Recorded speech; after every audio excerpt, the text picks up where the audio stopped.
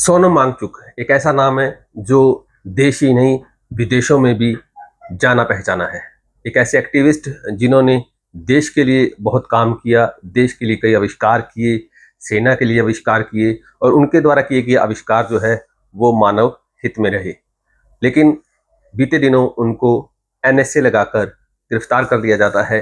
क्या कारण, क्या वजह, इस पूरे मुद्दे पर डिस्कस करने के लिए हमारे साथ मौजूद हैं सीनियर एडवोकेट और जो हरियाणा कांग्रेस लीगल सेल के पूर्व चेयरमैन हैं लाल बहादुर खोवाल जी। खोवाल साहब, बहुत बहुत स्वागत है सर आपका। Thank you sir, Sonam Wangchuk एक ऐसे एक्टिविस्ट हैं जिनका अगर पिछले दिनों में जितने भी रिकॉर्ड्स देखें तो वो हमेशा से ही भलाई के या भारत देश के लिए हित के रहे हैं। लेकिन एनएसए लगाकर उनको एकदम से जोधपुर जेल भेज दिया जाता है। इस पूरे मुद्दे को पहले समझाइए, आखिर उनकी मांगें क्या थी, किस वजह से ये स्थिति उत्पन्न हुई।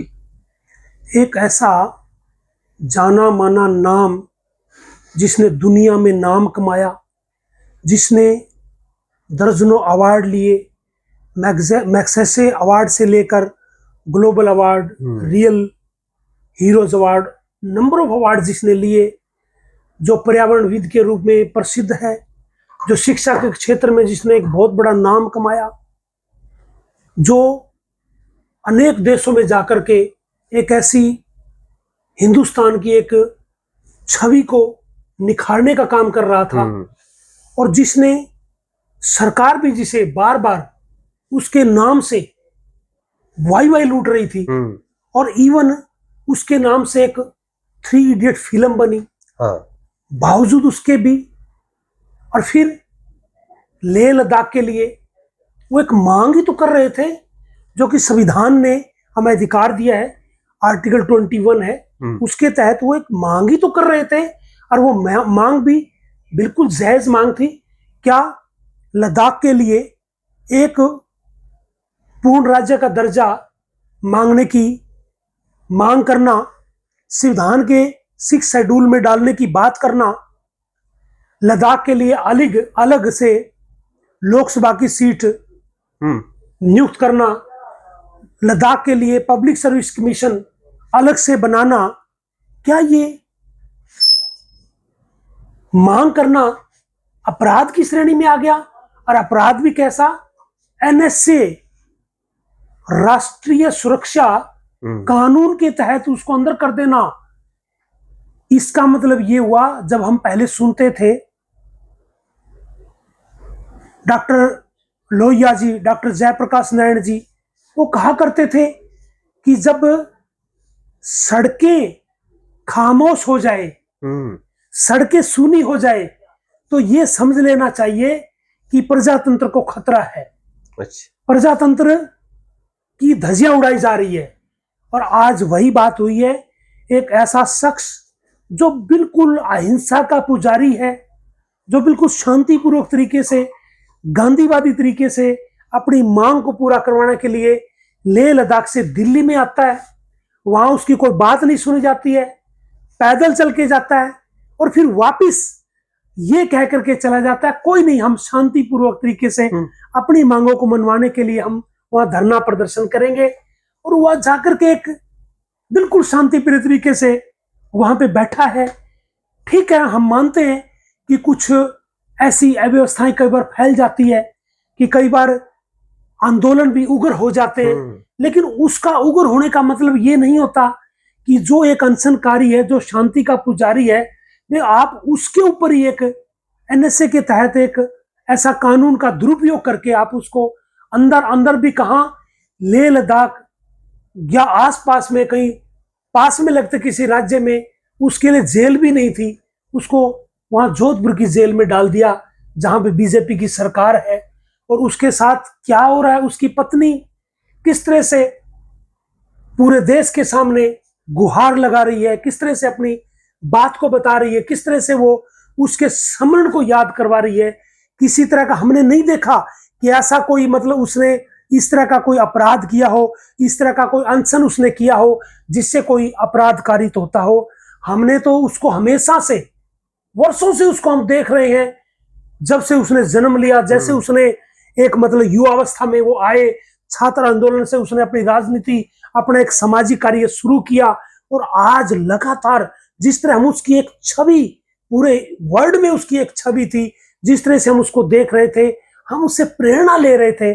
शिक्षा के क्षेत्र में उसने बताते हैं कि वहां एक ऐसे ऐसे स्कूलों की स्थापना की, सरकारी स्कूलों का सुधार करने के लिए, क्योंकि हम मानते हैं जब से देश आजाद हुआ है, सरकारी स्कूलों के अंदर जो पढ़ाई का सत्र है, आज भी बेचारे गरीब, शोषित, वंचित, पिछड़े, दलित, गरीब, जो जिनका कोई सहारा नहीं है, उनके बच्चे सरकारी स्कूलों में पढ़ते हैं।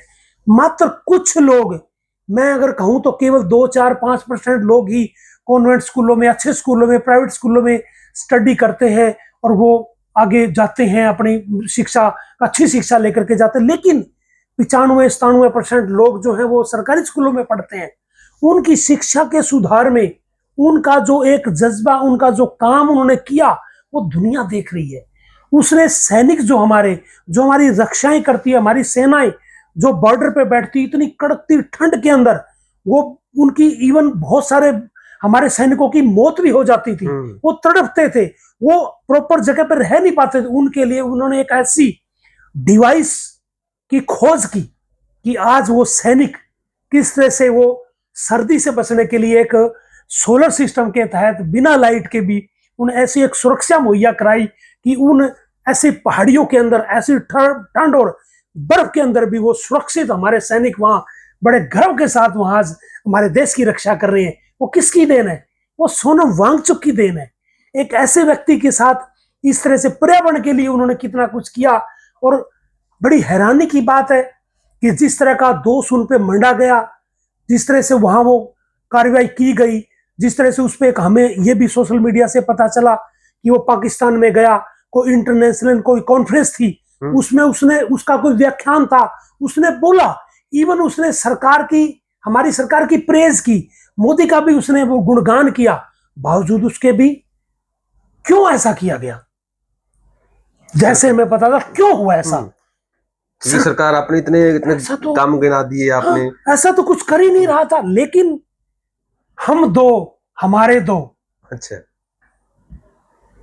उनके ऊपर कोई समस्या आन पड़ी, क्योंकि जो हम दो और जो हम दो हमारे दो को, जो जिस तरह से वो पूरे देश में जमीनें एक्वायर करके, किस तरह से वो पूरे हमारी किसानों की जमीनों को जबरदस्ती लेकर के औने पौने भाव में उनको देने का जो काम कर रही है, वही नजर हमारे उन नेताओं की लेह लद्दाख की जमीन पे भी पड़ी।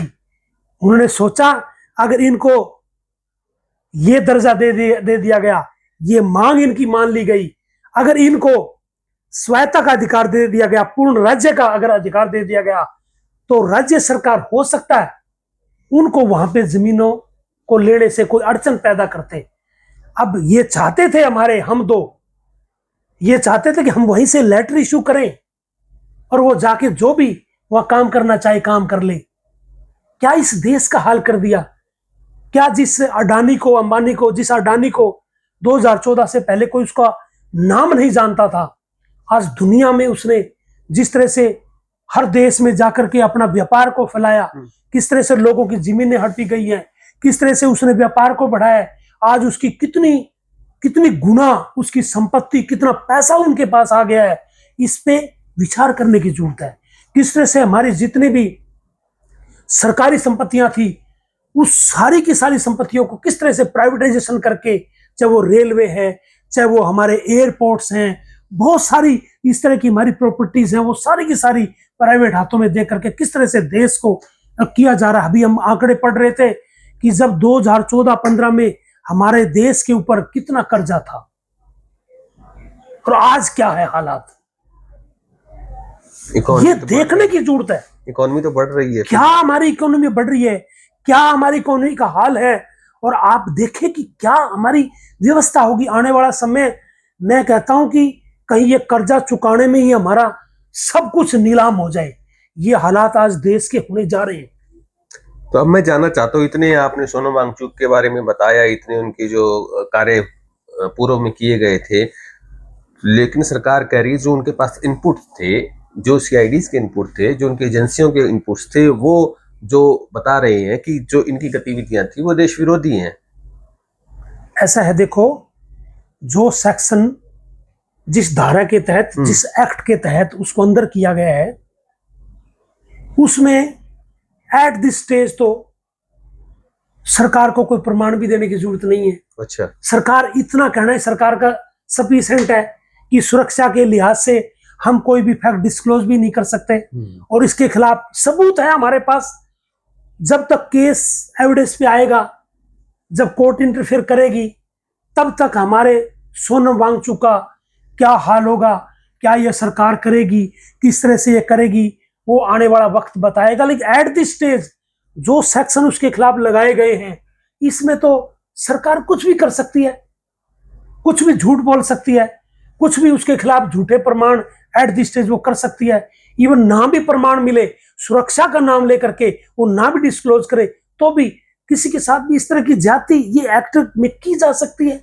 इससे पहले इससे पूर्व होता रहा है और वही इसके साथ किया जा रहा है। और सोशल मीडिया पर कितना वायरल है, लोग कितना इसको मतलब इस चीज को देख रहे हैं, किसको इतना कंडेम कर रहे हैं, इसको कितनी इसकी भर्त्सना की जा रही है। पूरे देश में बच्चा बच्चा हर इंसान इस चीज की, इस घटना की, इस तरह से इसके साथ जो दुर्व्यवहार किया गया, इस तरह से अंदर किया गया, पूरा लोग, पूरा देश इसकी निंदा कर रहा है। उद्धव ठाकरे जी ने भी कहा है कि ये जब तक मोदी जी की प्रशंसा हो रही थी देशभक्ति, और जब अपने हित की बात की तो देशद्रोही हो गए। यानी कि विपक्ष भी इस मुद्दे पर एकजुट है। बिल्कुल है। हमारे नेता राहुल गांधी जी ने बाकायदा ट्वीट किया है, स्टेटमेंट जारी किया है, उन्होंने बोला है, और कंटिन्यू हमारी कांग्रेस पार्टी के लोग भी इसकी भर्त्सना कर रहे हैं। एक ऐसे व्यक्ति को, एक ऐसा अहिंसावादी जो हिंसा का विरोध कर रहा है। अरे आज क्या मांग करना भी अपराध हो गया है? आज क्या धरने प्रदर्शन करना भी अपराध हो गया है? आज क्या अपनी मांगों के लिए हम आवाज भी नहीं उठा सकते? ये कैसा प्रजातंत्र है? ये देश के क्या हालात कर दिए हैं? क्या हमें याद करना चाहिए जब पंडित जवाहरलाल नेहरू जी प्रधानमंत्री बने थे, उनकी ख्याति पूरे देश के अंदर इतनी ज्यादा बढ़ गई थी कि उसके खिलाफ कोई व्यक्ति बोलता ही नहीं था। कोई इंसान उसको ऐसा मसीहा मान रहे थे भी ये तो इतना देश को आजाद कराने वाला एक ऐसा मसीहा है, जिसने महात्मा गांधी, पंडित जवाहरलाल नेहरू ने, सरदार पटेल और कितने हमारे देशभक्तों के साथ मिल करके और इतना बड़ा काम किया और इतना देश को आजाद करवाया, और उसके खिलाफ कोई बुराई नहीं कर रहा। तो हमने देखा, हम देख रहे हैं कि हमने एक लेटर, उस समय एक लेटर इश्यू हुआ, और वो लेटर पब्लिश हुआ, और उसमें है ना जवाहरलाल नेहरू की बहुत बुराई की गई थी। अच्छा। उसकी बहुत ज्यादा मतलब आलोचना की गई थी उस पत्र में, और लोगों ने सोचा इसकी बुराई करने वाला कौन व्यक्ति ऐसा। और बाद में जब उस लेटर का खुलासा हुआ तो पता चला कि वो लेटर जवाहरलाल नेहरू ने खुद ही वो जारी करवाया था, इसलिए कि मैं खुद भी एक ऐसा तानाशाना बन जाऊं, लोग मेरी कोई बुराई नहीं कर रहा, मेरी सब लोग प्रशंसा कर रहे हैं, बुराई करने वाला मेरा कोई है ही नहीं, कहीं मैं खुद ही ऐसा तानाशाना बन जाऊं। ऐसे थे लीडर, ऐसे थे प्रधानमंत्री, ऐसे थे देशभक्त, ऐसे थे देश के नेता। तो अब क्या लगता है, चिंतन करने वाले। अब क्या लगता है सोनम वांगचुक के आज का प्रधानमंत्री वो कहता है कि मेरा बुराई करने वाला तो कोई इंसान यहां पैदा ही नहीं होना चाहिए, अगर पैदा हो गया है तो वो जेल में रहना चाहिए। ऐसा प्रधानमंत्री सोनम वांगचुक की अगर अब हालिया स्थिति की बात करते हैं, जो भी केस चल रहा है, जो धाराएं लगाई गई हैं, उसमें क्या होता है, किस प्रकार से, क्या उम्मीद, कब तक उनकी कोई उम्मीद है उनकी जल्दी बाहर आने की, या सरकार अपनी तरफ से कोई अगर ढील देती है तो, या किसी प्रकार की कोई इसमें एविडेंस, जैसे आपने बात की, गवाही, और आगे बहुत समय लग सकता है इसमें? ऐसा देखो, इसमें है ना, इस एक्ट के अंदर एक्चुअली इन्वेस्टिगेशन एजेंसी जब तक ये ना कहे भी इसके खिलाफ कोई प्रूफ नहीं मिला तो बेल बड़ा मुश्किल है। ऐसा कानून है ये। इसी वजह से बहुत सारे लोग पहले भी सफर रहे हैं, इसका दंश झेल चुके हैं कि जब तक ये चीज ना आए फाइल के ऊपर भी, इसके खिलाफ कोई सबूत नहीं है, तब तक कोर्ट भी उसमें इंटरफेयर नहीं करती है। दो चीजें, दो वर्ड हैं, एक राजद्रोह, एक देशद्रोह, इन दोनों में डिफरेंस क्या है? ऐसा देखो, एक्चुअली ये जो है ना, देशद्रोह की डेफिनेशन में तो आता ही नहीं है। ये अपराध ये तो मांग कर रहे हैं, कौन सा देशद्रोह? हाँ, मोदी और अमित शाह के खिलाफ जरूर इसने मतलब किया है कि भी उनको ये बात सूट नहीं कर रही थी, उनको ये चीज उनके मुताबिक नहीं थी। देश की अस्मिता के खिलाफ तो ऐसा कुछ भी नहीं कहा उसने। उनकी एक वीडियो ऐसा देशद्रोह राजद्रोह का तो कोई काम किया ही नहीं। उनकी एक वीडियो आती है उनकी, सोनम वांगचुक की, जिसमें वो कुछ कर रहे हैं, बता रहे हैं भी हम चाइना के साथ, चाइना को आने देंगे, ऐसा कुछ कर रहे हैं। उसको बार बार सोशल मीडिया पे बहुत वायरल हो रही है। ऐसा है, उसने, वो एक ऐसा शख्स है जिस व्यक्ति ने, वो पहला व्यक्ति है जिसने इस बात का विरोध किया कि चाइना जो है ना वो हमारे देश के अंदर घुसपैठ कर रहा है। अच्छा, करने की कोशिश कर रहा है, हमारे जमीनों पे वो कब्जा करने की कोशिश कर रहा है, कुछ जगह ऐसा हो रहा है। ऐसा शख्स जो इस तरह की बात कर रहा है, चाइना के खिलाफ बोल रहा है, चाइना के खिलाफ बोलने का मतलब पाकिस्तान के खिलाफ बोल रहा है। आप कैसे कह सकते हो कि वो पाकिस्तान से मिला हुआ है, वो आतंकवादियों से मिला हुआ है? वो देश की जमीन के लिए लड़ रहा है, वो उसकी सुरक्षा की बात कर रहा है। हाउ दिस पॉसिबल कि वो हमारे देश के खिलाफ की कोई बात कर रहा है? अननेसेसरी इसको केवल फंसाया जा रहा है और पूरा देश इस पे नजर रखे हुए हैं, पूरी जनता, लोग इस पे पूरी नजर रखे हुए हैं। लोग इस बात का बहुत बड़ा विरोध कर रहे हैं और आप देखना आने वाले समय में ये जन जन तक है ना, इस विरोध में लोग खड़े हो जाएंगे।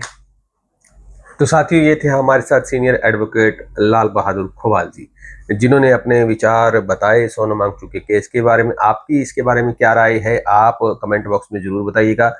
धन्यवाद।